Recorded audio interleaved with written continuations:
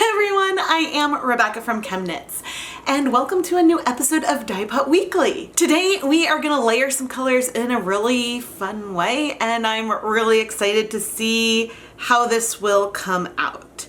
But before I talk more about the project, I want to give a huge shout out and thank you to today's lab partner, Maggie. Maggie, thank you so much for being my lab partner for this episode of Dyepot Weekly, and I really hope you're gonna love the yarn. My layering plan today is to first start off with a non-white yarn. We're gonna use some Fluorescent Safety Orange to create a fairly uneven tonal base color so that our base is not white to start off with. But then we're gonna layer on some colors on top of that pastelish orange that we're starting with. And we're gonna lay them out in one order. Then we're gonna flip the yarn and reverse the order that we apply the colors onto the yarn, adding more like mixed layered tones that should come out really, really cool and soft and pretty. And while I have your attention, please subscribe and turn on notifications. In addition to the Fluorescent Safety Orange that I already mentioned, we will be playing with some Cherry Bomb, Blazing Orange, Cabernet, and Pecan Brown. I do have some Brilliant Yellow on hand in case I run out of the Blazing Orange, but I know from experience that you all haven't seen yet, but I know that a combination of these 5 colors ends up looking really, really awesome together. And so I'm very excited to play with them again. Today, we are gonna dye 300 grams of Knit Picks Swish DK yarn. This yarn is 100% superwash merino, and I've pre-soaked it in just some plain tap water for about an hour. If you would like to learn more about this yarn base or my reusable nylon zip ties that do start off white, I will have affiliate links down in the video description. In my 4-inch deep catering steam pan, I have 24 cups of water and 6 tablespoons of white vinegar. All of the tools and equipment that I am using in this video are dedicated for dyeing yarn and are never used for the preparation of food. And I'm now going to add our yarn, and you can see that we have a lot of water in here. There's going to be a lot of space for the dyes to move around the yarn, which is really nice. And I am going to turn on the heat, but we have so much water in here it will take a while to heat up, and we're going to go ahead and start adding our safety orange now. For the sake of curiosity, I measured the amount of Fluorescent Safety Orange I had left. We will be rinsing out the bottle, but I only had about 15 milliliters of our 1% stock solution. So that's only 0.15 grams of dye. But we're gonna start with actually rinsing the bottle, and I'm just gonna fill this with some water.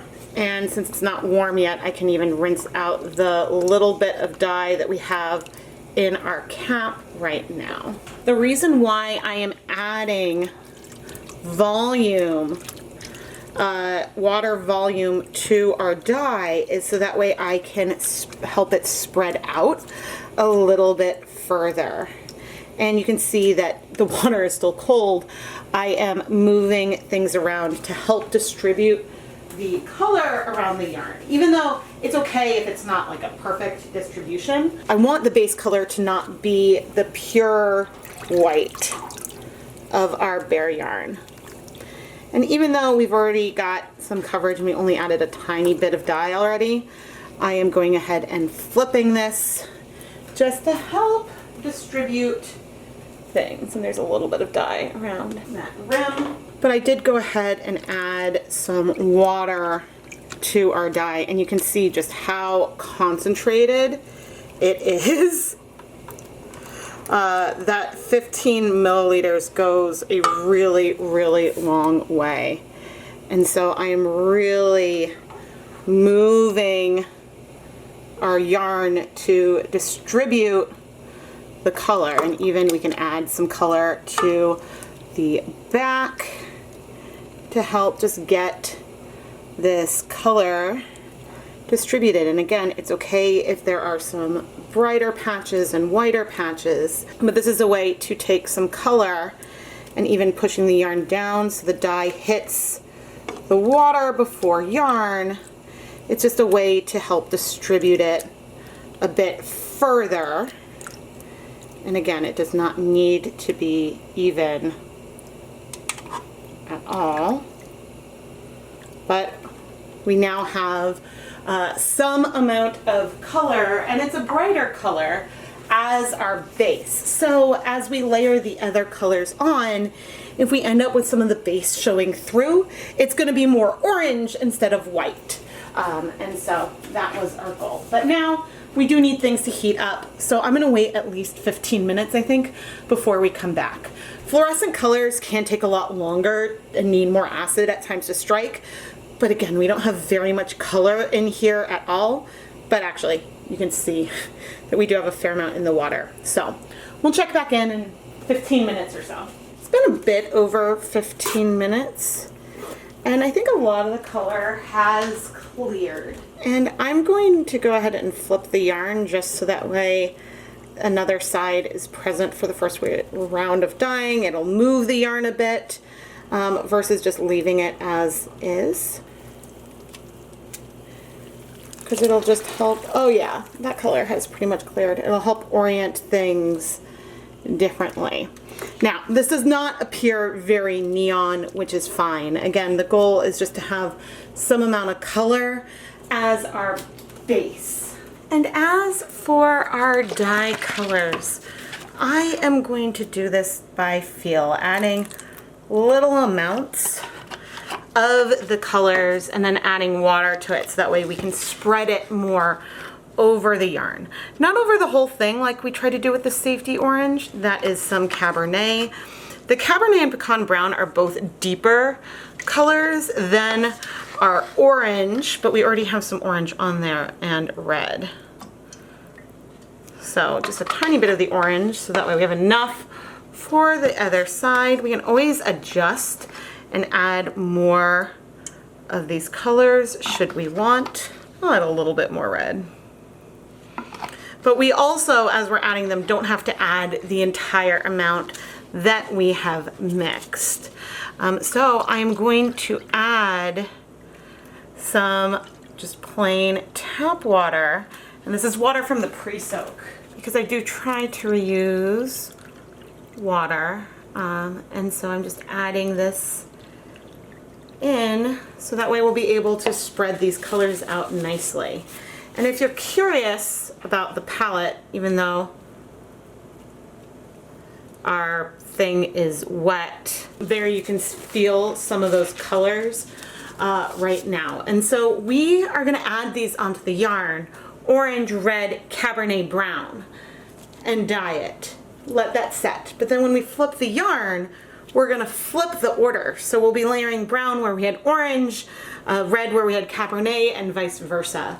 And I think that this will have some really, really cool effects. I'm going to start more towards the middle with our cherry bomb. So I'm layering it, but then I'm coming in, sort of pressing down to help move it. And I can even press down again to add some of the color more to the water at the surface versus just having it be really concentrated on some of the yarn. So that spreads it out. It's still staying in a relatively small area. And we don't really know how far down it is going, but yeah, I think this will allow me to add it in a fairly spread out way. The Cabernet, we may not use all of.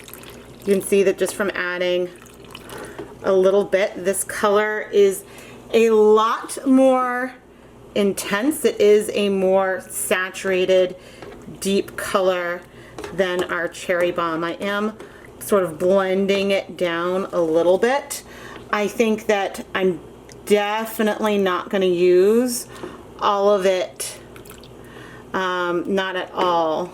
But I'm adding just little bits, whoop, and you can see that the color is going down the bottom of the cup, sort of. Let's see if we can, there we go, do a better direct pour of that color on. Now, it's possible that I have so much water in here that by the time we flip the yarn, we may have good coverage of all the colors on the other side. but that's fine. And I may end up wanting to add more Cabernet up here, but let's go ahead and do some of the pecan brown.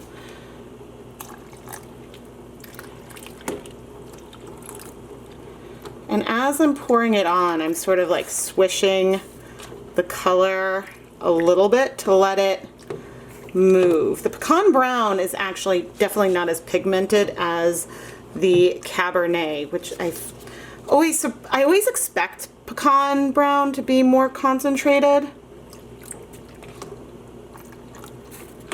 But this is only the second layer of color that we're doing, and I do think I am going to go ahead and add all of this brown to get the kind of coverage I want. But you can see some of that orange showing through a little bit, which is fun. And actually, I took a little bit of our Cabernet that's already diluted, and I added some water to it to sort of add to this intermediate area, just to add like a little bit more in there and have it be a little bit less intense as it goes down there. But finally, we have our orange sort of helping move the color, and this is going to be the most subtle because we already have some orange down here. Then just add the rest and let this color move through. So right now there feels a little bit of a disconnect because we've got more deep muted tones and some brighter things down here. But that's why once we flip things, we're going to be doing the same sort of pattern of color, but the brown will be sort of on top of the orange, and the Cabernet and cherry bomb will sort of blend. And the effect is really, really cool because of the way the colors strike fast, but also not evenly. Because if we peek a little bit here under the surface, you can see we've got some lighter tones in there. And so we may end up adding more color on a third round as well, but we also may not need to. So the thing with having so much water in here is that the colors are going more, a little bit further down the surface of the yarn than they may have otherwise. But anyway, I'm curious, we probably potentially don't have that much color left. Let's go ahead and wait 15 minutes with the heat on low, and then we'll flip the yarn to start adding color to the other side. Okay, Maggie, I'm very excited. All right, let's see. We're gonna flip this, and it's okay if the flips are not perfectly even, but you can see we got some beautiful coverage, not complete coverage, but like a softness of our coverage. And so therefore, I think that when we layer the colors in the same order we did last time, but I've flipped it this way. So we'll do the brown, the Cabernet, the red, and the orange. I think that it'll have like a really, really nice effect combined with the softness we have already. We still have plenty of Cabernet. I didn't even use half of that.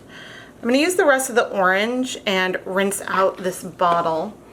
We're going to use just a bit of cherry bomb, and then I think I'm going to use just a bit of the pecan brown again. And so I'll fill all these cups with water.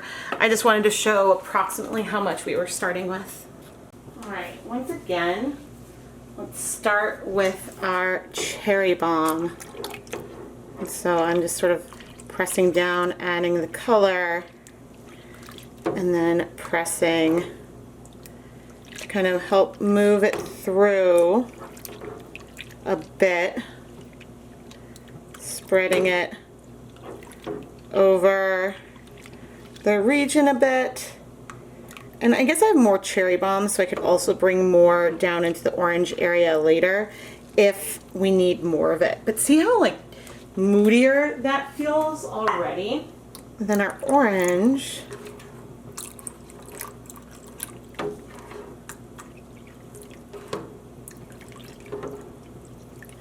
It's hard because I don't want to push the yarn too much this time because, and I'm just going to pour some of this on top. I don't want to push it, like by pushing it, I mean like pulling it down to add the color there.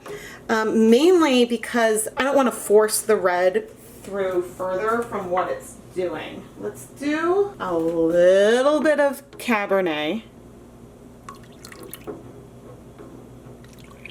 So as I add a little bit, you can see I'm sort of like pushing it.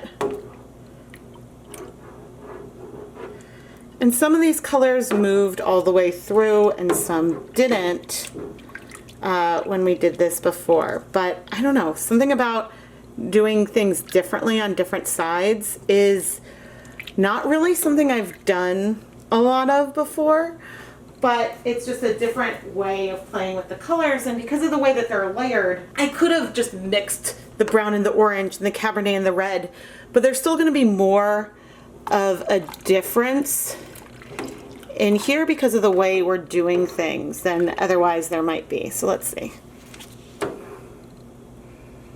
Let's help these browns move over the area. Sort of rocking it back and forth to help the colors spread, and even just pouring it on the spoon helps move it around a bit. And I don't have to use the rest.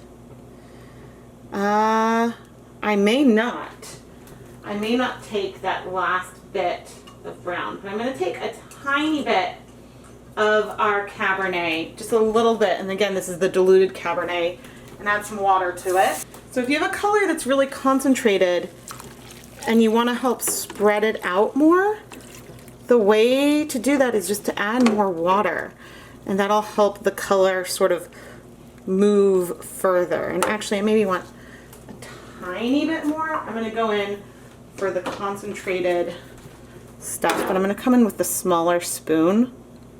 Just add like a little bit over there, sort of spot adding some there where I can like help push it through, maybe a tiny bit more. Oh dear. The problem with pouring with a cup is that sometimes it pours strangely. So anyway, let's wait 15 minutes, then we'll move the yarn. But either way, we no longer have as much of a disconnect between brighter and more moody colors. Everything is a lot more moody, but there's still like shifts and elements in here, which are pretty fun. Okay. It's looking like there could be a tiny bit of color in there, but most of the color has absorbed to our yarn. And so I am going to flip it now and just check it out. And the coverage looks really, really good. It's not always like perfectly even where there's like brown and orange and stuff, but I really, really like this effect and I am very excited by it. So now that we've moved the yarn, I'm going to go ahead and let this heat for another 20 minutes. The timer just went off, and so I'm going to turn off the heat, find our 3 zip ties, and remove our yarn. There may be like the tiniest hint of color left in the dye bath, but most of the color is in our yarn, which is really pretty. Like, I don't think you necessarily feel that fluorescent safety orange that we put in first, but we do have a few lighter areas on here, and those areas don't feel white, they feel pastel, which was our goal. So now we're gonna let this cool completely so we can wash it. Let's wash our cooled off yarn. I'm gonna rinse off the container. There's a tiny bit of soap in my rinse water already, but I'll add more momentarily. I'm curious to see. Ooh, this is so fall. It's really pretty. I'm not seeing any color come out, which is great. I love the softness of the way that these colors are blending together. And I'm really curious to see what it'll look like twisted up. Let's go ahead and add some dish soap. And now I'll fill the basin with water. Okay. Let's see how we are doing. I'm not seeing any color come out, which is always wonderful to see. So I'm going to keep rinsing the yarn to rinse out the soap. So like one more rinse should do it. And then I'm going to go ahead and put the yarn through my spin dryer to remove a lot of the water and help the yarn dry faster, and hang it up to finish drying so we can come back and see the finished yarn. Okay, this yarn turned out so cool. The color transitions are soft and random, and in areas it almost feels glazed because we were adding the color, and we did help it move a bit, but then things sat. And so there's just a lot of blending, and both bright and muted and deep, but it works. And I am so happy. Maggie, I hope that you will really like this as well. I mean, I knew that the color combination was going to do something that I really liked before starting this video. But, you know, there's always just still some doubts and curiosity about how things may work. And I love some of this background quality that we have because we did dye this with a color in advance. I like that so much more than if it were white that we had in there. I think this may be one of the first times that I intentionally, not with leftover dyes, dyed a colorway one way on one side and then shifted up the order once I flipped the colors. And I absolutely love how it turned out. Maggie, thank you so much for being my lab partner for this video. I really hope that you enjoy this yarn. It is so fun, and there's a little bit of a repeating element to the colorway, but it's not gonna pool, or if it pools, it's not gonna pool consistently through the whole project because of the way the colors change, but there's a softness to it, and I really enjoy more soft color transitions versus sharper, more defined sections, at least when it comes to the way that I dye colors. Maggie, thank you so much for being my lab partner today. Sometimes when you're trying out a new technique, you may not have a good feel for how it could turn out, or be nervous about how you may like it. And I have a confession to make. I knew that the colors today were going to work really well, and I would like the combination of these 5 colors because I've used this combination of 5 colors before. You just haven't seen that video yet, because in that other video I used elements of this technique that I ended up loving, but I also did some other things that ended up being a lot more chaotic, and I'm still not sure whether the chaos in that colorway is chaotically beautiful, weirdly beautiful, or if it's way too many ideas in one skein of yarn and I took things too far. I will be sharing that project in a video that will be coming out soon. But I wanted to take the element from that I loved to create this yarn for my lab partner Maggie, because I always want to give my lab partners a colorway that I am confident in and that I love and that I am proud of. And I wouldn't want to send a lab partner a colorway that I'm unsure how I feel about it. And so I want you to know that if you're becoming a lab partner for an episode of Dyepot Weekly, I really want to make sure that I'm creating something that I think that you will like. If you would like to learn more about how you can become a lab partner for an episode of Dyepot Weekly, go and check out the listings in the ChemKnits Creations Etsy shop. And if you have any questions about it, or you have a video idea you would like to propose, please message me on Etsy to chat before you go ahead and purchase the listing. I will also have the listings linked at the top of the video description. But anyway, I am very excited to go show you the chaotic, I don't know if it's a mess, chaotic beauty. You'll be the judge in an upcoming video. Don't worry, I will always share all of my mistakes, potential mistakes with you, because I think it's an important way that we can all learn. But this project today is a success. I am Rebecca from ChemKnits, and please make sure you're subscribed to the ChemKnits Tutorials YouTube channel, turn on notifications, and give the video a thumbs up if you liked it and want to see more techniques like this. I am always trying to play around with different ways to apply dye to yarn and to refine my own skills and techniques. And this is something that I absolutely love doing, and I really appreciate that you are all joining me on this colorful journey. Thank you so much for watching.